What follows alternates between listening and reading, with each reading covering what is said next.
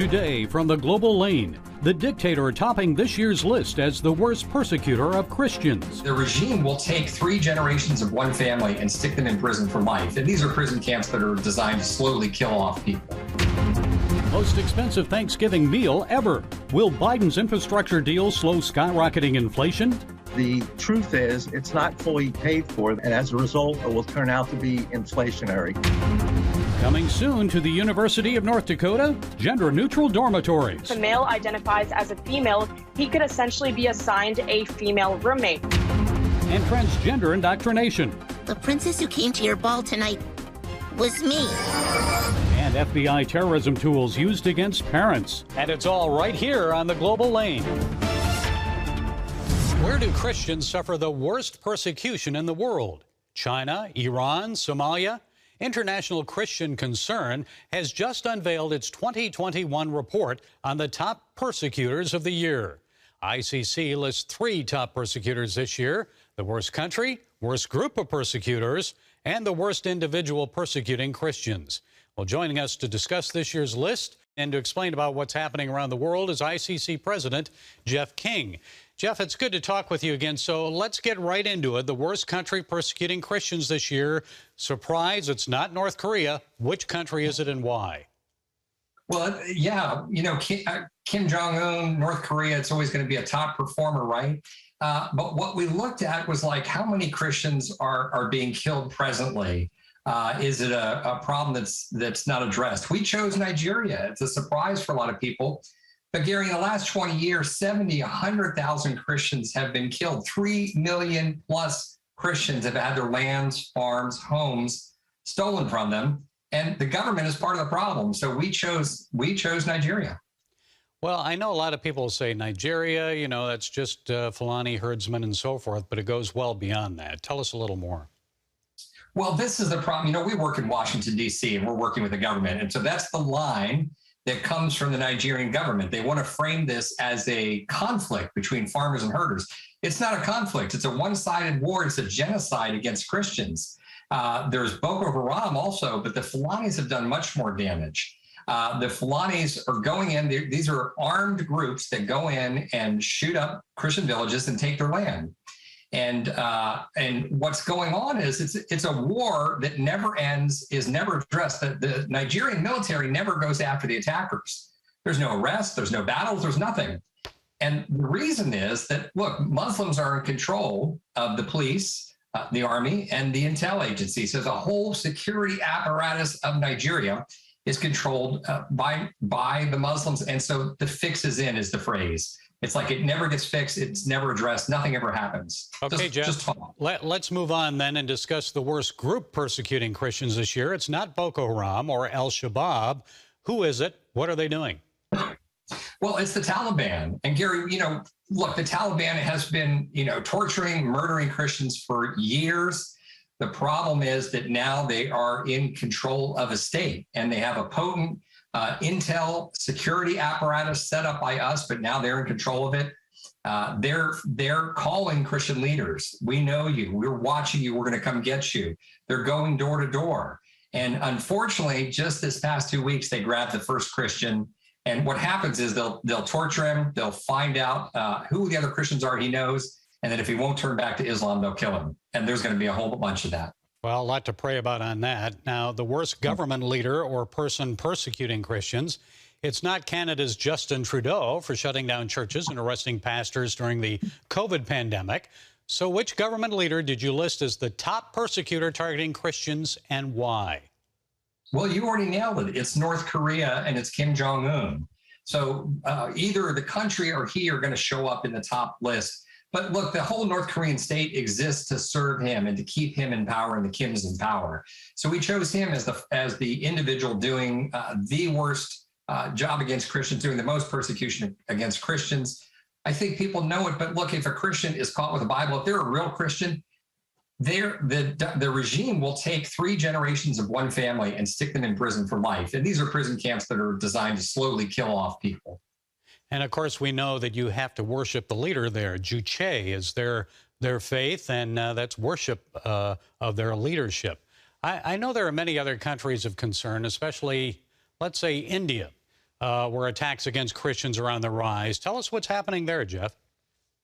Well, India is especially disturbing, Gary, because India has a constitution that guarantees religious freedom, and they have a tremendous track record. But what's happened is you have some hyper nationalists, some fundamentalist Hindus that have gained control. The Prime Minister Modi, is a radical Hindu. His party, the BJP, these are radical Hindus. They believe quite fervently that India is only for Hindus, and in India and Hinduism are fused, and there's no room for anybody else, and they're doing everything they can to slowly strangle Christianity. You won't hear it from his lips. He's a smart politician.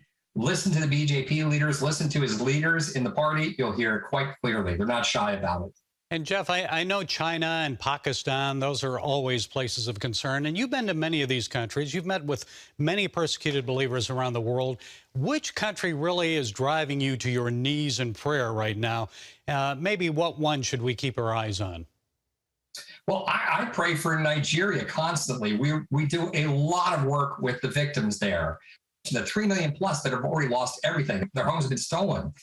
70 to 100,000 killed. The government is part of the problem, because just like you said, the government says this is just herders and farmers. It's a conflict. It's nothing but, and they are complicit in the attacks on Christians. Okay, I know that you're hoping this report will put more pressure on these governments to affect change. Jeff King, president of International Christian Concern. Thank you, Jeff, for sharing your time and insights. We appreciate you and the work you're doing. Love you guys and what you're doing, Gary. Thank you so much. God bless. If you're traveling over the river and through the woods to grandmother's house this Thanksgiving, or if you're staying home and preparing a meal, you and Granny will need more cash in your wallet for purchasing Thanksgiving food items. According to The Balance, you'll be spending 21% more this Thanksgiving than you did in 2020. And here are some cost increases to note for feeding a gathering of about 10 people. Potatoes, up more than 8%. Turkey will cost you about 8% more this year, and ham a whopping 62.5% more. The cost of cranberries has also skyrocketed, up 28.5%. Pumpkin pie? Well, that's only jumped about 0.5%, so I guess this Thanksgiving, perhaps Americans will purchase less turkey and ham, but eat more pumpkin pie. If you like it, it's not that bad, I guess. Why this huge jump in prices, though, making this one of the most expensive Thanksgivings ever? Well, joining us with more is Stockton University Professor of Finance, Dr. Michael BUSLER. Dr. BUSLER, it's always good to talk with you. So why are supply chain shortages happening right now? Are they to blame for this, or is there another reason for this year's costly Thanksgiving meal? Yeah, thanks for having me, Gary. As you know, it's my pleasure to be here. It's not just caused by supply chain disruptions. There are other reasons why we're getting inflation, not just in the food we buy, but in virtually everything. So how bad is the problem? Based on last month's CPI number, from October 2020 to October 2021, 1 year, prices are up 6.2%. That's the highest inflation, 12-month inflation we've had in more than 30 years. The Biden administration and the Federal Reserve both say this is due to supply chain disruptions, and as soon as the supply chain disruptions are resolved, prices will return to normal. I don't agree with that because there are 4 other reasons why we're seeing inflation, not just in food, but in virtually everything that we buy. And even after the supply chain problems are resolved, unfortunately, those 4 problems are still going to be here. So what are they? Number one, the Biden administration would like the country to use less fossil fuels. By restricting the supply at a time when demand is growing, energy prices keep going up. And not only will we pay more for gasoline and oil, but heating oil and natural gas, but also manufacturers will pay more for energy to produce their products. That'll drive prices up too. Even retailers will pay more because most of their goods are brought in by truck, and trucks will be paying higher fuel costs. So number one is energy prices rising. Number two, for whatever reason, a large number of people who were laid off during the pandemic are not returning to work. There's over 3 million people who have simply dropped out of the labor force and are not going back to work. In order to induce those people to come back to work, businesses had to raise wages, mostly on lower income workers. Well, once the lower income workers get an increase in wages, then people who have been there a while say, hey, the new person is making almost as much as I am, so I want to raise. And you end up getting this wage inflation. Once that happens, then labor costs go up for business, so they have to raise their prices 8 or 9%. And then the next year, labor wants even a larger increase, and you get into this wage price spiral, which is also driving up prices. Third reason, the federal government has deficit spent, that is, they spent more money than they took in the last 2 years, almost $6 trillion. On a $22 trillion annual economy, that will lead to pure inflation and an expansionary policy by the Federal Reserve. Those are driving inflation up. Even when the supply chain is resolved, we're still going to have those things present, and I'm very nervous about what future inflation will look like. Okay, Dr. BUSLER, the president expects the infrastructure bill that he signed into law on Monday will ease inflation. Will new spending ease these alarming price increases? What do you think? No. If you deficit spend more, you create more demand in the economy, and that will lead to more, not less, inflation. Now, he says this won't add to the deficit and won't add to deficit spending because it'll be fully paid for. But the truth is, it's not fully paid for. They're not going to be able to raise taxes by the amount they want to increase in spending, so it's not fully paid for. And as a result, it will turn out to be inflationary. Finally, how will the year end for the economy? A better than average Christmas season? What do you expect for 2022? I expect this Christmas season, assuming there's enough supply, the retail sales to be very strong throughout the rest of the year. Going into next year, I'm very nervous because I'm afraid inflation will remain high both in November and December. I think we'll end the year with about a 7% inflation rate, even higher than we have now. Going into next year, eventually the Federal Reserve is going to have to do something to address the inflation problem. And that something is to reduce that bond buying program and raise interest rates. But the longer they wait to do it, the more drastic the action will become. My biggest fear for next year and going forward is we run into a problem where we have inflation, we have large government budget deficits, we have a huge public debt, which we're going to have to address the first week in December of this year. If business can't get labor, because we have somewhat of a labor shortage, and they can't get capital, because there may be a capital shortage, they can't expand. So what you end up with is an inflationary economy that business can't expand and remain stagnant. That leads to a stagflation problem that we haven't seen since the late 1970s. That's my biggest fear going forward. Okay, here we go. Maybe a rough ride ahead. Dr. Michael BUSLER, professor of finance at New Jersey's Stockton University. Thank you, Michael, for sharing your time and insights with us. We appreciate it. Thank you, Gary. It's my pleasure. Look forward to doing it again. Despite parental pushback following 2 recent sexual assaults in Loudon County, Virginia high schools, some colleges and universities are moving beyond gender-neutral bathrooms and locker room policies. The University of North Dakota is now considering housing students based on their gender identity. We're here to set us straight on this is Campus Reform's OPHELIE JACOBSON. OPHELIE, tell us what's going on at the University of North Dakota. Well, this is absolutely outrageous. The University of North Dakota is considering a policy change that would impose these gender inclusion mandates on nearly every facet of university life, including where students live. So essentially how this would work is housing would be determined on a student's gender identity and expression. So if a male identifies as a female, he could essentially be assigned a female roommate. And look, dorms and bathrooms are supposed to be some of the most private spaces on a college campus. But unfortunately, with policies like this being considered at the University of North Dakota, that's soon going to change. Well, where else is this being considered, or is it only at the University of North Dakota? Right now, the Leadership Institute's campus reform is tracking this policy at the University of North Dakota.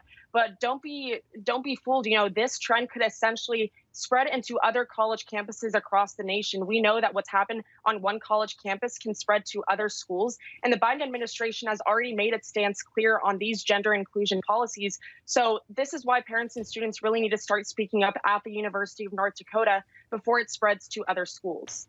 And what are students telling you? How are they reacting to policies like this? Well, frankly, students and females should be very upset because this puts women's safety second to advancing the leftist woke agenda that these radical politicians and these radical university administrations are pushing. You know, we saw what happened in Virginia where a 14-year-old girl was raped in a school bathroom by a male who was wearing a skirt. So we know the type of danger that these policies can present. And parents shouldn't have to be concerned when they send their daughters to school in the morning, whether that's to an elementary or to a high school or even to a college and university. But these policies make parents concerned for their daughter's safety. I mean, these parents and students, they're paying thousands of dollars in tuition costs to feel confident that university officials are putting their students' safety first. But again, the policy at the University of North Dakota that they're considering does the exact opposite. Yeah, it's difficult enough for a parent sending their child away and wondering about their safety. Whether this is going on or not, campuses have become more dangerous. So after what happened in Loudon County that you mentioned, also with the Republican election victory there in Virginia, many people expected educational institutions would forego implementing these gender inclusive identity policies and so forth. But it seems the opposite has happened, Ophelia. Why? Absolutely. I mean, again, it's this woke mob, the leftist agenda that's being pushed. And it's not just only in the bathrooms and in the dorms. We've also seen with sports, this attack on women in sports. The NCAA's policy on transgender student athlete participation says that males who have undergone at least one calendar year of testosterone treatment, they're going to be allowed to participate in women's sports. So this type of policy coming from the NCAA, this policy that we're seeing at the University of North Dakota, it puts women at a severe disadvantage and at a severe safety risk as well. It also makes me wonder, where are the feminists on this issue? Why aren't they the ones speaking up? They should be the first ones to be against these policies because it's basically anti-women. And so because the feminists aren't speaking up, that's where parents and students need to come in. How about there where you're at, University of Florida? How are things there? Same policies or different? Luckily, the policy hasn't been even considered at the University of Florida, which I'm super thankful for. But I can assure you that if it was being considered, I would be the first one to speak up against because this absolutely should not be happening on any college campus. It would put me and my friends at a severe risk when it comes to living in the dorm life and even using a bathroom on campus. Okay, we're glad you're there, keeping an eye on it. Ophelia Jacobson, campus reform reporter, thanks for joining us. We appreciate it. Thank you so much for having me on. The red wave that swept Virginia when voters went to the polls earlier this month was only the start of a public pushback against the leftist woke agenda in education. Two significant developments occurred this week in Loudon County, Virginia, and in Washington. In Virginia, the Loudon County School Board agreed to a permanent injunction prohibiting it from retaliating against a Leesburg Elementary School teacher. You may remember Tanner Cross. He's the Christian teacher who refused to address his students by their preferred pronouns. Cross told the board he loves his students and will never lie to them about biological sex. He said it's against his religion to affirm that a boy can be a girl or a girl a boy, and he explained to do so would be abusing a child and committing a sin against God. Folks, this is a huge victory for teachers and parents who object to school pronoun naming policies that only perpetuate childhood confusion about gender and biological sex. And it's not only public school educators who are advancing this agenda. Remember this past summer when Disney unveiled a transgender Gonzarella, in the Muppet Babies cartoon? Everyone, there's something I need to tell you. The princess who came to your ball tonight was me. I don't want you to be upset with me, but I don't want to do things just because that's the way they've always been done either. I want to be me. The problem is young children are not emotionally mature enough to be me, to know who they are or what they are. Folks, this is indoctrination, and it's just another example of the leftist woke agenda seizing our culture. Although Virginia voters rejected these ideas on Election Day, the woke crowd doesn't get it. Let me enlighten them. You see, many Americans still believe that everything exists because of God, the Creator, and the Bible is His Word for us, a roadmap, our guide for life. In the book of Genesis, chapter 1, verse 27, we're told, God created mankind in His own image. In the image of God, He created them. Male and female, He created them. So despite how people feel about themselves, God created us humans as either male or female. No they, theirs, or them, just he, she, her, and him. When we take our eyes off the Creator, then we try to create ourselves as we feel we should be. We try to play God. But no matter how we may try, we cannot change our biological sex.